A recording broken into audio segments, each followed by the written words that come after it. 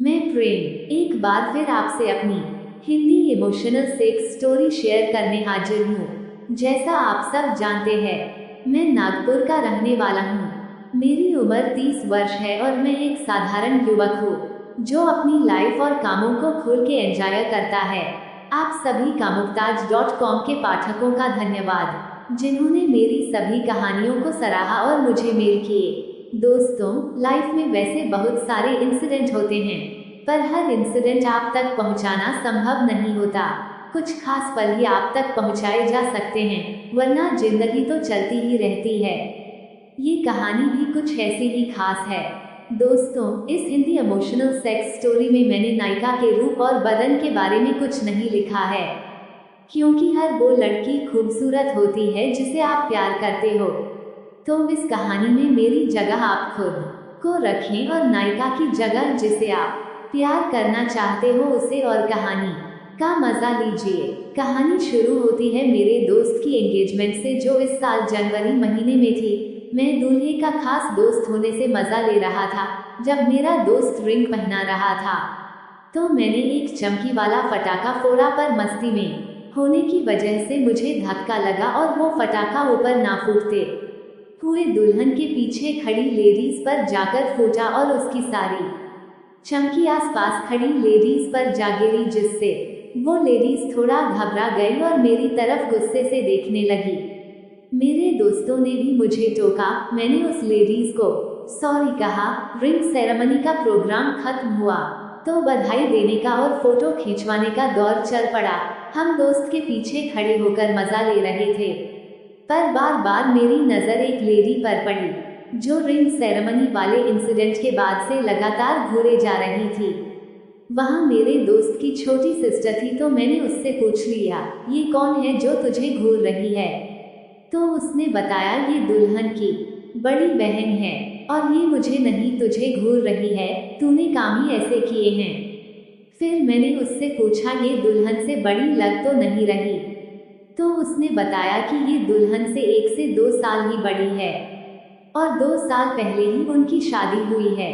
मैं फिर दोस्तों में बिजी हो गया। वहाँ मेहमान खाना खाकर चले गए थे। मेरे दोस्त की फैमिली और दुल्हन की फैमिली के लोग ही बचे थे। हम सबको खाना खाने बोला गया। मुझे जोर से पेशाब लगी थी, तो मैं अपने दोस्तों से बोला, तुम लोग प्लेट्स लो, मैं आता हूँ।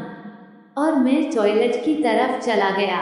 जब हल्का होकर आया तो सब लोग अपनी अपनी प्लेट ले चुके थे, और जैसा कमीने दोस्तों में होता है, मुझे किसी ने अपनी प्लेट में खाने नहीं दिया। तो मैं अपने लिए प्लेट लेने चला गया। मैं प्लेट ले रहा था तो वहाँ दुल्हन की बहन भी प्लेट लेने आई, तो मैंने उन्हें प्लेट उठा के दी और उस हादसे के लिए माफ़ी मांगी। तो उन्होंने भी इट्स ओके कहा और कहा, अगली बार ध्यान से, आज तुम्हारे मस्ती में मुझे चोट लग सकती थी। मैंने फिर से उनको सॉरी कहा, तो इस बार उन्होंने एक स्माइल दी, तो मैंने भी स्माइल किया और खाने की टेबल की तरफ चला गया। खाना होने के बाद मैं और मेरे दोस्त अपने अपने घर की ओर चल दिए। ये घटना उसी दिन खत्म हो गई और मैं भी अपने काम में व्यस्त हो गया। मेरे दोस्त की शादी मई महीने में फिक्स हुई थी। 2 से 3 महीने तो ऐसे ही निकल गए, पर शादी के दिन नज़दीक आए तो मेरे दोस्त के कामों का बोझ भी बढ़ गया था। तो उसने मुझसे हेल्प मांगी। मेरा सीजन ऑफ चल रहा था, तो हर काम हम दोनों साथ में मिलकर कर रहे थे, शॉपिंग से लेकर कार्ड बांटने तक। इस सिलसिले में हमारा दोस्त के ससुराल में भी आना जाना ज्यादा हो गया था। शादी के दिन नज़दीक होने से दुल्हन की बड़ी सिस्टर भी मायके आई हुई थी, तो जब भी हम वहां जाते हमारी आवभगत बहुत होती। जब भी मेरा दुल्हन की बड़ी सिस्टर से सामना होता, हम एक दूसरे को स्माइल जरूर करते। ऐसे ही शादी का दिन आ गया। हम सब नाचते हुए मंडप में पहुंचे तो दूल्हे के स्वागत के लिए दुल्हन की पूरी फैमिली बाहर खड़ी थी, जिसमें दुल्हन की सिस्टर भी थी जो बहुत प्यारी लग रही थी। गेट पे दूल्हे और उसकी फैमिली का स्वागत हुआ। मैं बैंड और घोड़े वाले का पेमेंट करके अंदर जाता, तब तक सारे मेहमान अंदर जा चुके थे। मैं अंदर जाने लगा तो भाभी की सिस्टर मुझे गेट पर दिखी, तो मैंने उनसे हेलो कहा और पूछा, आप अंदर नहीं गई? एंगेजमेंट के बाद ये पहली बार था जब मैंने उनसे कोई बात की थी। तो उन्होंने कहा एक खास मेहमान का स्वागत बाकी था। तो मैं रुक गई। मैंने पूछा कौन से मेहमान? तो उन्होंने कहा आपका, आप भी खास हो। मैंने उन्हें थैंक्स कहा, साथ में उनकी तारीफ भी कर दी कि वो आज बहुत प्यारी लग रही हैं। उन्होंने कहा क्यों, पहले नहीं लगती थी क्या? तो मैंने भी कह दिया पहले कभी इतने गौर से नहीं देखा। तो उन्होंने कहा लगता है आज ज्यादा ही गौर से देख रहे हैं। मैं सिर्फ मुस्कुरा के रह गया। उसके बाद हम अंदर गए तो उनका पति उन्हें ढूंढने बाहर आ रहा था। उसने पूछा कहाँ रह गई थी?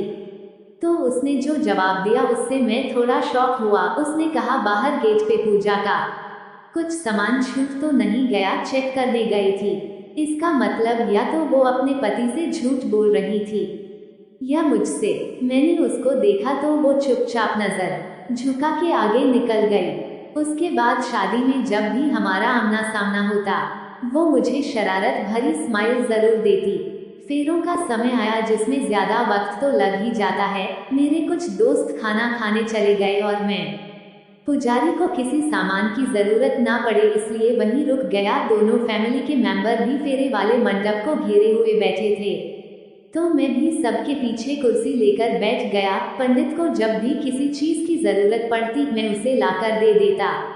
जब सब सामान आ गया तो मैं भी फेरे देखने वहीं बैठ गया। भाभी की सिस्टर जो सामने बैठी थी वो किसी काम से उठकर बाहर गई और जब वापस आई तो उनकी जगह पे कोई और आके बैठ गया था।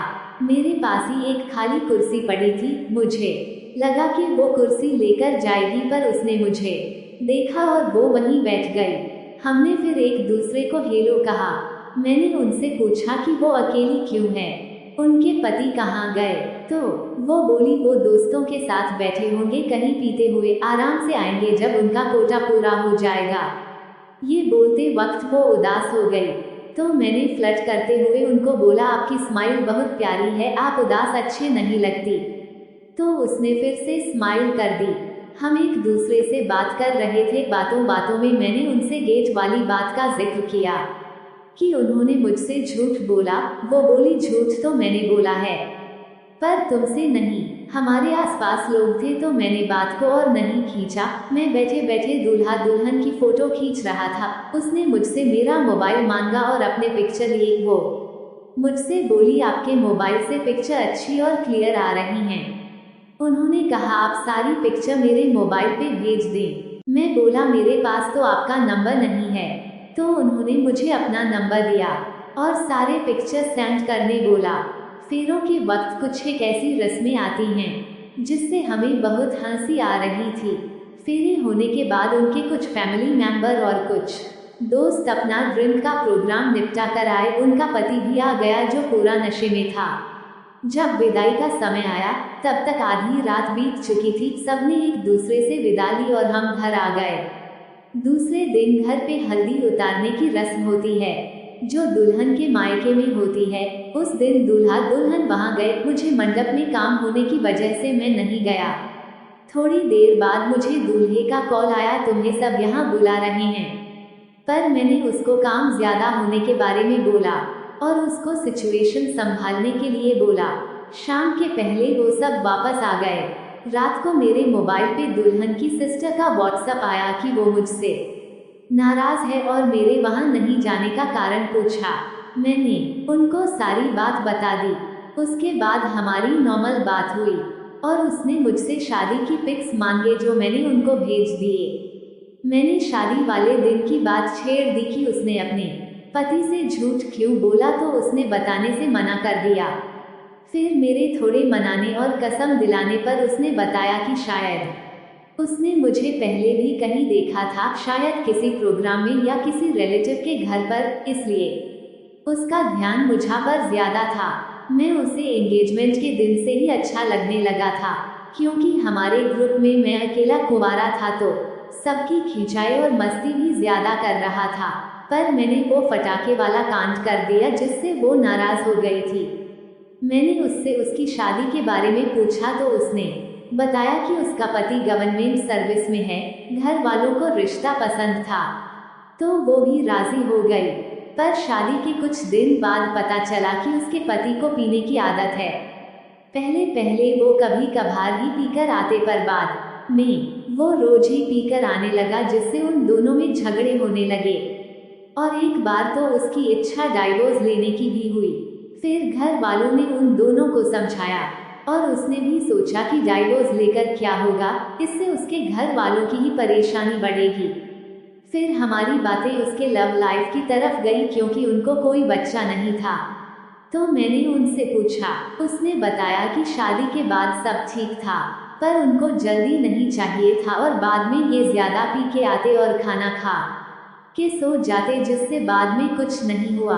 बात करते करते जब उसको एहसास हुआ कि वो मुझसे कुछ ज्यादा ही खुल के बात कर रही है और ज्यादा अंदर की बातें शेयर कर दी है, तो वो गुड नाइट बोली और बिना रिप्लाई का वेट किए ऑफलाइन चली गई।